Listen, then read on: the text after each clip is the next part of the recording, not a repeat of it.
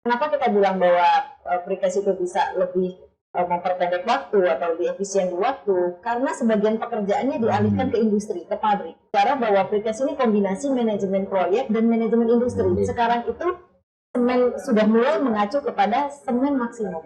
Di bawahnya boleh. Nah, penggantinya adalah salah satunya penggunaan fly ash dengan konsep kolaborasi, sama-sama menggabungkan kekuatan kita kita yang kita miliki dengan kekuatan luar yang mempunyai kemampuan teknologi yang lebih baik. Itu akan membuat kita tidak ada kata tidak mampu.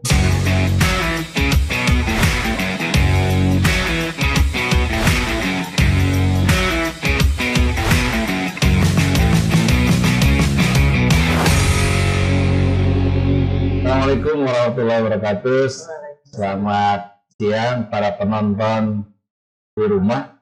Hari ini kita kedatangan tamu Ibu Insinyur Elvi Fadilah. Beliau adalah Ketua Umum Asosiasi Perusahaan Pracetak dan Prategang Indonesia. Jadi asosiasi ini adalah asosiasi rantai pasok yang nantinya akan menjadi asosiasi yang diperlukan di dalam pengembangan jasa konstruksi ke depan. Saya perkenalkan Ibu Elvi Fadilah. Selamat sore, Pak Ibu. Terima kasih sudah hadir di podcast kami. Jadi podcast ini diinisiasi oleh DPP Gapensi.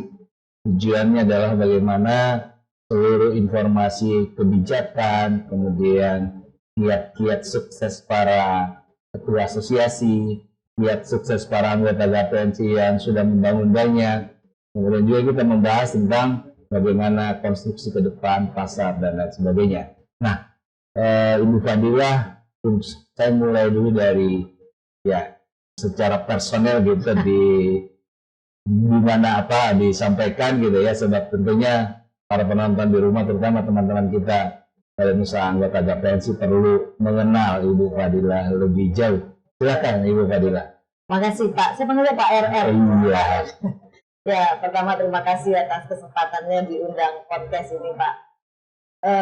Ya, kalau nama lengkap saya Elvi Fadilah. Saya bekerja di konstruksi sudah hampir 30 tahun. Wow. Jadi memang panjang. Perjalanan panjang. Iya.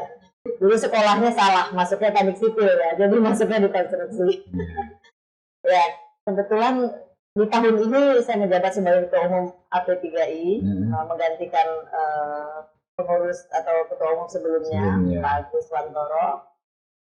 Asosiasi ini memang dibentuk 9 tahun yang lalu. Ya, dengan tujuan supaya ada wadah untuk bisa berkomunikasi antara kebijakan pemerintah yang diharapkan bisa terimplementasi atau tersampaikan langsung kepada seluruh rantai pasok, khususnya beton pracetak. Ya, anggota kami ada 30 perusahaan, yang terdiri dari industri beton dan industri pendukung betonnya, seperti ada prategangnya juga. Oke. Iya. Dan ini tahun pertama saya di asosiasi sebagai Ketua Umum. Di usahanya di mana? Oh ya, saya bekerja sebagai direktur utama di PT Adimik Precast Indonesia. Oh, cocok. Yang juga industri beton pracetak. Kita punya 5 subsidiary company, tapi basic bisnisnya kita ada 2 di Redimik. Mungkin Bapak pernah dengar Adimik Indonesia. Kemudian di Precast. Jadi punya backbone-nya 2, Redimik dan Precast. Kenapa bisnis pracetak prategang ini kemudian berkembang di Indonesia? Apa karena sangat dibutuhkan dalam pembangunan infrastruktur? Karena ke depan kan ada informasi dari kemarin dari Pak Taufik, kita ada 3.600 triliun dalam 3 tahun ke depan akan baik dari swasta maupun dari pemerintah akan masuk ke dalam bisnis. Nah, awal dari tentunya saya melihatnya dari Ibu sebagai di usahanya ya di Adimix gitu. Itu awal mulai diinisiasi ya, kita harus masuk ke dalam fabrikasi beton gitu. Ya. Jadi sebenarnya kalau kita mengenal precast di Indonesia dari 70 tahun 1971 sudah mulai ada itu Pak. Cuma belum berkembang dan belum sangat belum menjadi kebutuhan di konstruksi secara banyak gitu ya Pak. Tapi dalam perkembangannya orang mulai merasa bahwa apalagi ketika konstruksi-konstruksi yang dibangun di daerah yang padat misalkan. Oke, Jakarta ya. Iya, Jakarta, di mana di situ diperlukan cepat, diperlukan ya tentunya efisien pasti ya, efisien waktu, efisien biaya, efisien tenaga kerja, sehingga precast ini makin hari makin dibutuhkan untuk konstruksi. Kalau di luar negeri sudah puluhan tahun ya, bahkan kalau di Italia itu mereka pernah cerita hampir udah menginjak ratusan tahun mereka kenal precast gitu ya. Nah, kenapa berkembang ya tadi? Ketika konstruksi ini teknologi ini terus berkembang, terutama teknologi beton ya Pak. Nah, salah satunya itu ada di precast. Kalau dulu kita kenal beton prategang, ada pretension, extension gitu ya, dan itu dikombinasi dengan pracetak. Nah, seperti kalau kita lihat beberapa proyek-proyek nggak usah jauh-jauh di Jakarta Pak. Mereka itu kalau membangun jalan itu ada window time. Window time yang hanya bisa bekerja malam hari. Ketika traffic sudah mulai longgar. Nah, tapi dengan menggunakan precast, walaupun mereka di lapangan bekerjanya malam hari, siang hari kita fabrikasi di pabrik.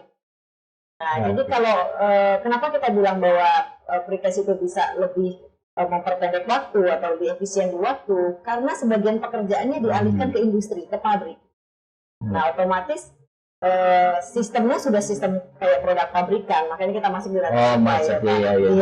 program manufaktur gitu ya, seperti itu ya. Pak. Jadi kalau kita bicara bahwa precast ini kombinasi manajemen proyek dan manajemen industri, Pak.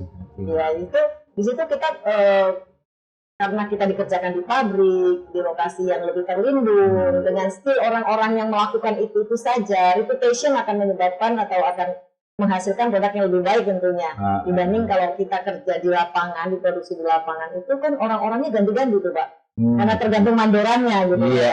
Nah, kalau di industri orangnya itu saja, jadi mereka sudah paham sekali bagaimana membuat produk, paham sekali prosedur-prosedurnya, sehingga diharapkan atau dihasilkan produk yang lebih terjamin mutunya, presisiannya, mutunya gitu. Untuk mencapai kepresisian itu tentunya kan ada kalau dulu kita main ngukur, kemudian konturnya kita ambil dari mana gitu ya. Nah, ini apakah sudah digitalisasi atau menggunakan itu? Iya. Jadi memang saya sempat tahu dulu yang saya sangat tertarik itu jalan layang tapi di atas Kuningan. Itu katanya pertama kali di dunia dengan sudut yang curve yang begitu kecil gitu. Kira-kira ada ketergantungan pada digitalisasi tergantung perencanaannya atau gimana? Iya Pak.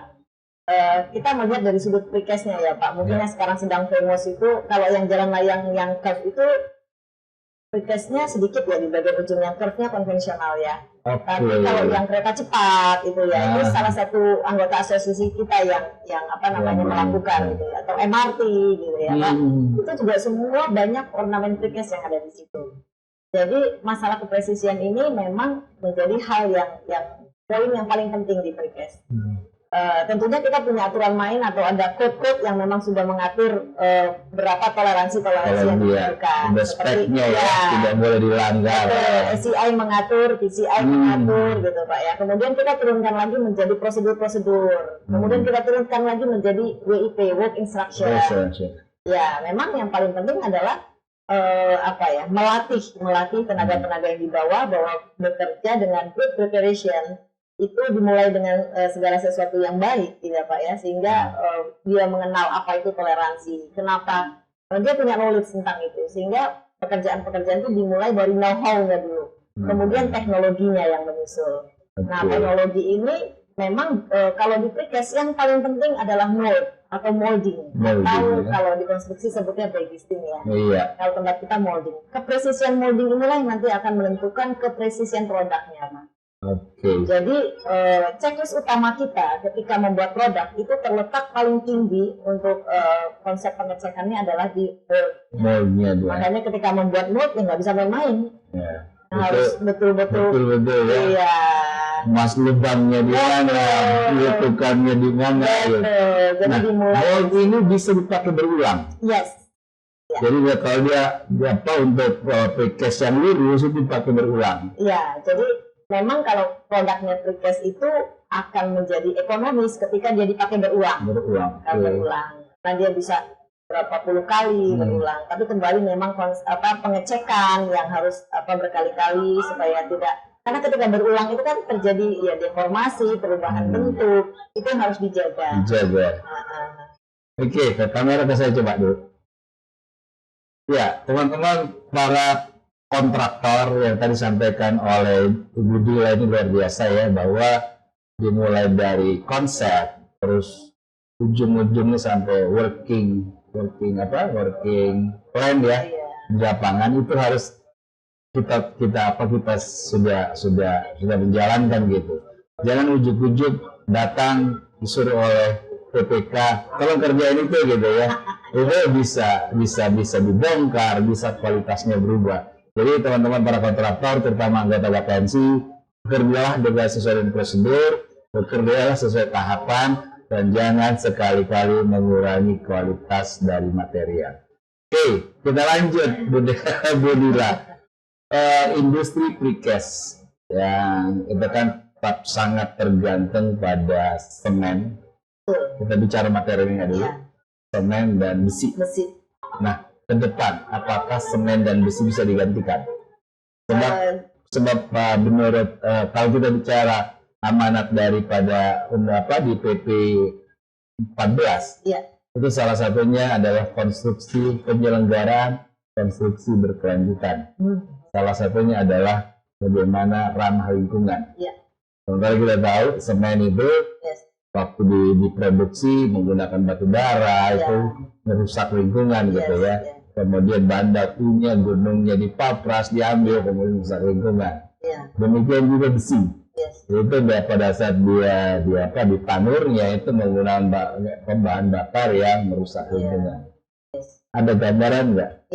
Pengurangan dengan kemajuan teknologi beton dan lain sebagainya itu bisa dikurangi. Saat ini sebetulnya beton-beton yang diproduksi sudah sampai K1000 gitu Pak ya. Dimana kalau secara perencanaan biasanya zaman dulu kita itu tergantung sekali dengan konten of semen konten. Dan biasanya aturan mainnya adalah minimum semen. Ya Pak. Regulasi yang sekarang sebetulnya sudah mengarah kepada bukan lagi bicara minimum semen, tapi maksimum semen. Jadi yang dibatasi penggunaan semen maksimum, di bawahnya boleh. Penggunaan maksimum. Okay. Jadi kalau misalkan dulu kita biasa tahu, misalkan penggunaan semen minimum 450 kilo. Kalau di bawah 400 nggak boleh, di atas boleh. Tapi sekarang berganti atau opposite atau berlawanan. Sekarang itu semen sudah mulai mengacu kepada semen maksimum. Di bawahnya boleh. Nah, penggantinya adalah salah satunya penggunaan fly ash. Kalau zaman dulu kita fly ash dari pembangkit listrik. Ya. Itu malah susah dikelolanya ya. Rusak limbah benar. Nah, kalau tadi Bapak bertanya bagaimana green industry atau ini langkah kita menuju ke sana. Green environment ya, supaya lingkungan kita baik gitu ya. Jadi sekarang penggunaan fly ash itu kalau dulu maksimal 15% gitu ya. Sekarang bahkan di kereta cepat itu bisa mencapai 30-50%. Berapa reduce dari penggunaan semen yang tergantikan oleh daur ulang atau penggunaan material ulang dari fly ash. Itu bagian dari pengembangan teknologi beton dalam rangka mendukung green environment. Fly ash sendiri masih mudah diperoleh atau? Kebetulan saat ini sudah diperbolehkan fly ash itu masuk ke industri. Jadi kalau dulu luar biasa susah. Nggak boleh. Saya kebetulan yang ikut membantu merencanakan pembangunan Python pertama di itu satu Python Energy yang unit 78 di Python. Kedua tahun 600 yang paling susah mendesain bagaimana mengelola fly ash itu. Dan kamu di mana-mana harus ditimbun, dibuatkan sendiri ya, cockpit gitu ya Bu. Oke Bu, bagaimana dengan kemampuan untuk kompetensi tenaga kerja dengan tadi kita bicara industri precast ini, kemudian biasanya kan kalau di industrinya pasti umumnya tenaga kerjanya itu sudah memiliki kompetensi cukup ya terhadap prosedur yang dilakukan. Nah pada saat di instalasi itu gimana Bu? Iya. Jadi keperluan tidak tenaga hanya berhenti kerja di pabrik gitu. tidak hanya berhenti di Ya. pabrik. Ya memang kita kalau mendesain precast itu harus workable, harus mampu diimplementasikan, mampu dipasang dengan mudah dan baik gitu ya. Mudah dalam tanda kutip, bukan asal-asalan gitu ya Pak ya. Sehingga setiap precaster itu menyiapkan SOP pemasangan Pak. SOP. Even dia hanya memproduksi, tapi dia memastikan produknya terdeliver dengan baik sesuai dengan kegunaan. Ada beberapa produk yang atau proyek kita yang kita bahkan sampai terpasang. Jadi kontraktor beli terpasang. Jadi kadang-kadang ada satu proyek yang suppliernya nilai kontraknya lebih besar daripada ada semua. Iya. Tapi kemudian kebutuhan tenaga kerja konstruksi itu gimana Bu? Nah, memang kita memang masih tergantung sekali dengan tenaga kerja, karena itu salah satu juga misi mengabsorb tenaga kerja ya, untuk membuat lapangan pekerjaan.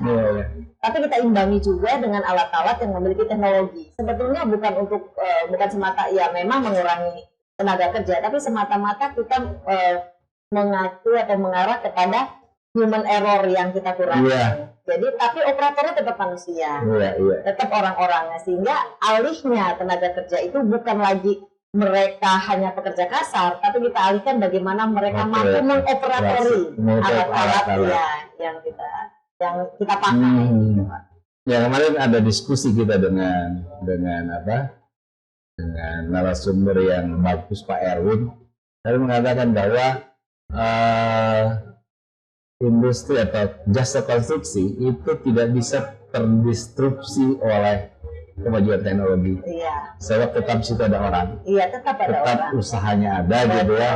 Dan tetap ada orang yang mengelola sampai pekerjaan ini bisa diselesaikan dengan mutu yang baik, waktu yang tepat dan berkelanjutan. Gitu. Jadi kenapa saya angkat tentang ketersediaan tenaga kerja ini. Jadi mungkin nanti dengan kita bicara precast ini yang saya yakin 10 tahun ke depan itu masih infrastruktur di atas tanah masih berkembang. Cuma ada informasi yang mengatakan bahwa bisa jadi 20 tahun ke depan bukan ke atas lagi, tapi dia ke bawah. Sekarang sudah mulai ya Pak. Tapi semua sudah di bawah. Iya. Seperti di atas tidak ada. Di bawah sibuk sekali.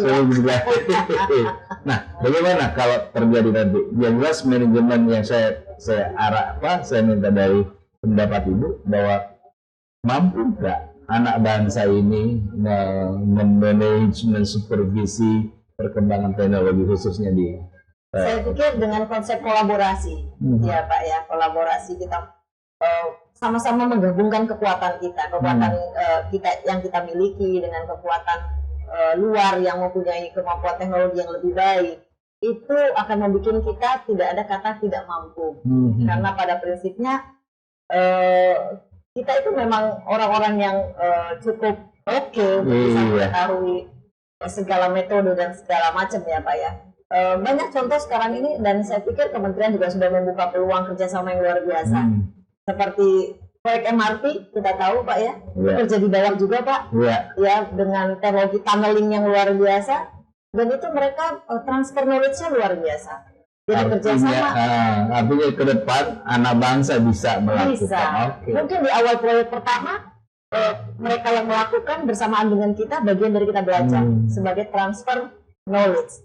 Tapi tahap-tahap berikutnya kita tinggal melakukan dengan kemampuan kita sendiri. Transfer kan kita punya tenaga kerja ada jenjangnya tuh, jenjang operator, jenjang teknisi, kemudian ahli. Yang ditransfer ini yang kemana Bu? Semua lapisan. Ya. Ini sebagai contoh ya Pak ya. PM-nya mungkin dari Jepang, tapi di PM-nya Indonesia.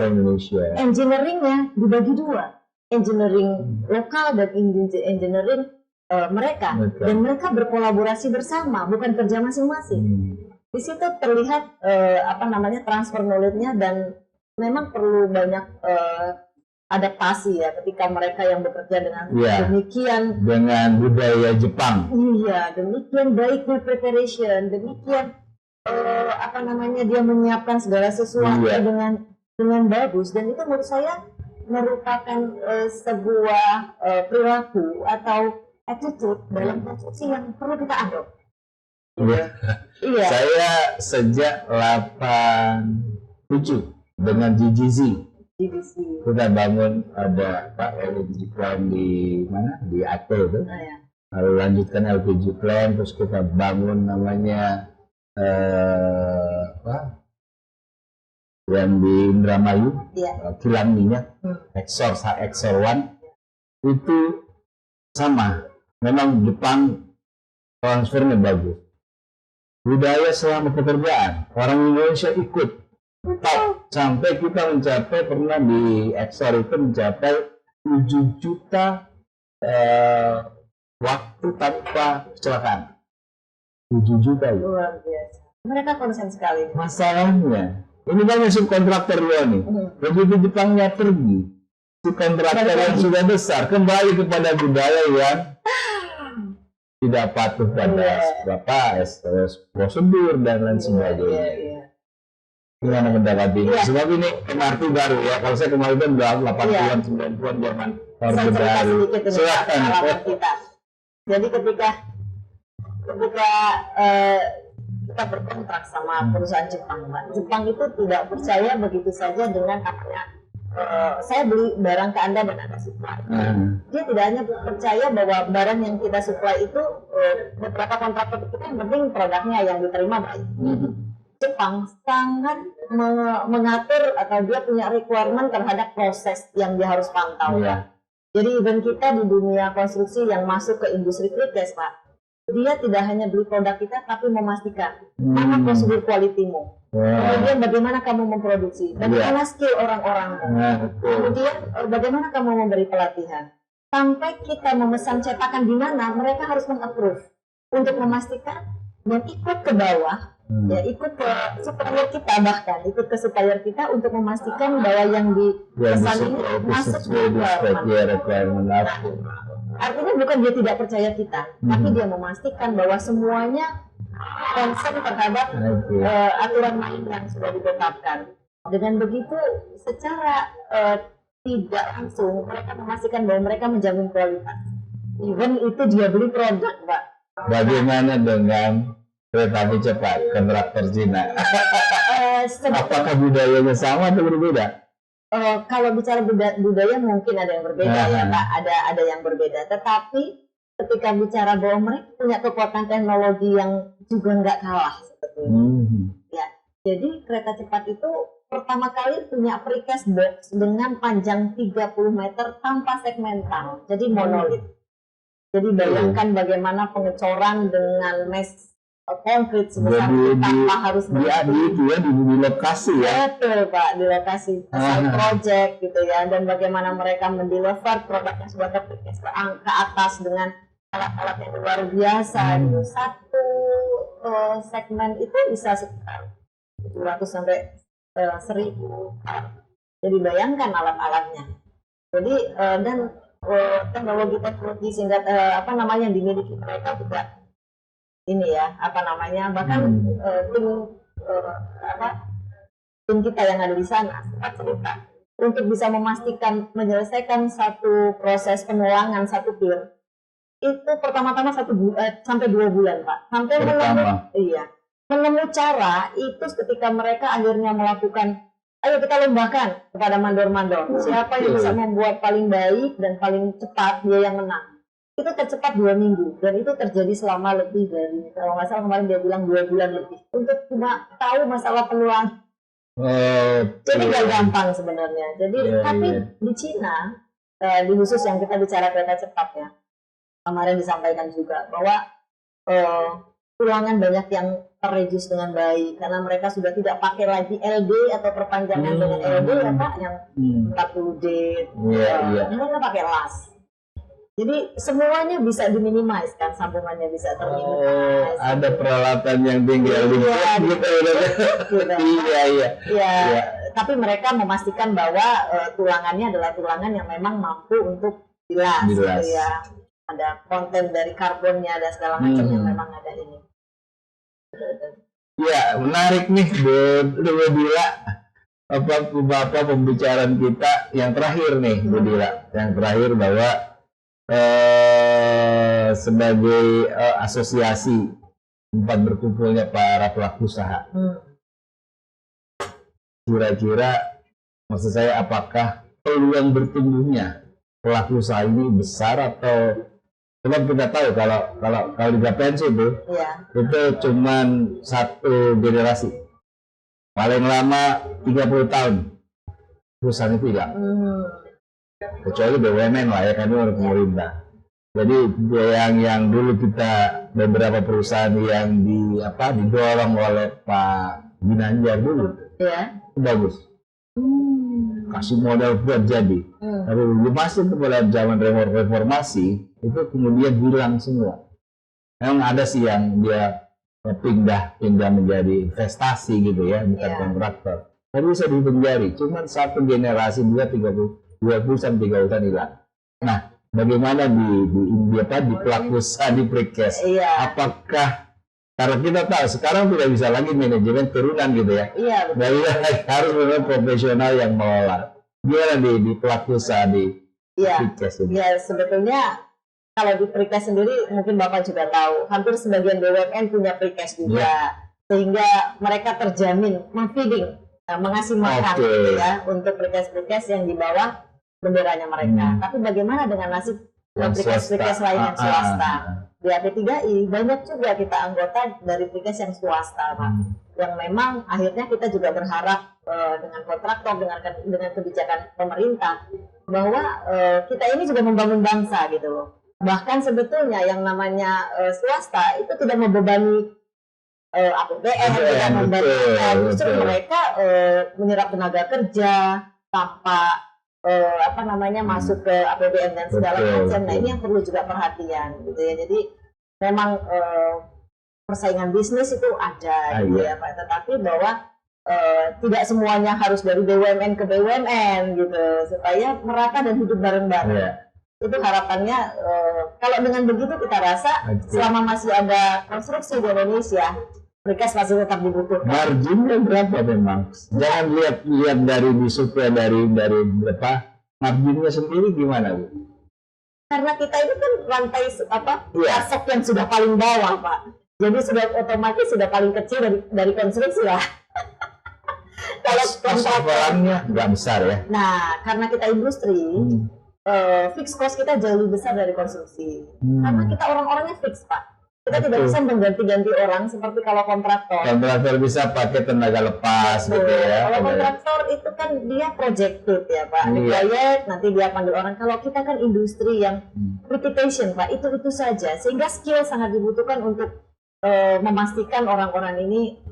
Jadi selain dengan orang, kita padat modal Pak. Kita harus punya pabrik yang besar. Kita harus punya alat-alat yang standby dan harus selalu sehat gitu Pak. Dan itu kalau bicara finansial pasti ada unsur penyusutan yang begitu lama gitu. Nggak bisa 1 tahun 1 proyek selesai gitu ya, karena memang modalnya besar Pak. Besar. Ya, kalau kita bicara kalau skala kan pasti modal besar. Apakah bisa dibangun dengan mungkin Precast yang sederhana gitu sehingga modalnya pun kecil? Sebab di Indonesia kita ketahui sekarang kelas menengah kan sudah makin banyak. Kelas menengah untuk naik ke kelas atas itu agak susah gitu ya, sehingga mereka perlu melihat bisnis apa yang kira-kira bisa mengangkat dia gitu atau menjaga posisi di kelas menengah. Nah, apakah Precast ini kelas menengah bisa ya mungkin skala 1 miliar, 5 miliar gitu, kemudian dia bisa punya pasar yang cukup untuk memutar roda usahanya? Bisa Pak, Bisa, ya? tapi precast itu layernya juga banyak Pak. Ada yang precast cuma buat concrete barrier. Iya, ada yang precast cuma bikin, ya tadi yang Bapak bilang untuk batasan-batasan tertentu. Tapi ketika precast yang dibutuhkan adalah gelagar jembatan, sudah tidak bisa lagi kan? Ya. Jadi memang tergantung produk ini untuk implementasi di konstruksi yang seperti apa. Oke, terakhir, Bu Dila, terakhir. Sekarang tadi kan ada yang besar. Ya. Besar ini pastinya dia produksinya aja kan banyak gitu. Ya. Apakah dengan kebijakan pemerintah yang besar ini jangan ambil, yang kecil-kecil gitu, kasihlah yang kelas menengah, kasihlah yang usaha kecil gitu ya. Bisa dijadiin sehingga perannya asosiasi ini bukan cuma mengelola yang besar, tapi ikut yang mengelolanya. Dan saya yakin dengan kondisi begini, kalau misalnya ada pelaku kontraktor usaha besar, pasti kan dia bukan cuma yang dengan yang besar-besar, tapi yang kecil-kecil. Itu menjadi rantai pasar yang lengkap. Betul. Kita berharapnya dengan asosiasi ini bisa mengakomodir yang ya. Jadi event yang besar ini punya, kadang-kadang gini Pak, kita berharap bahwa yang besar ini yang sudah jaminan makanannya ada, ya bisa juga bekerja sama dengan yang kecil untuk bisa bersinergi. Itu sering terjadi di asosiasi kita. Harapannya ya tadi seperti Bapak hidup bersama. Hidup bersama.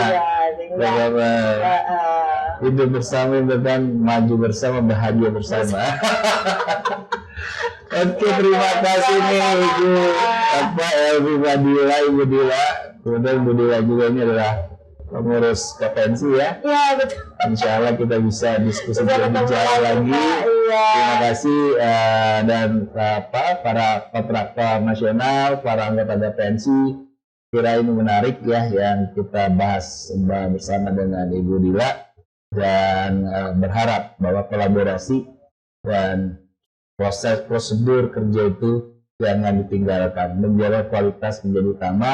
Untung juga perlu, tapi jangan sampai mencuri. Kita hindari namanya aparat hukum, sehingga kita bisa mengembangkan usaha kita. Sekiranya demikian Bapak sekalian, saya akhiri. Wassalamualaikum warahmatullahi wabarakatuh. Waalaikumsalam. Terima kasih.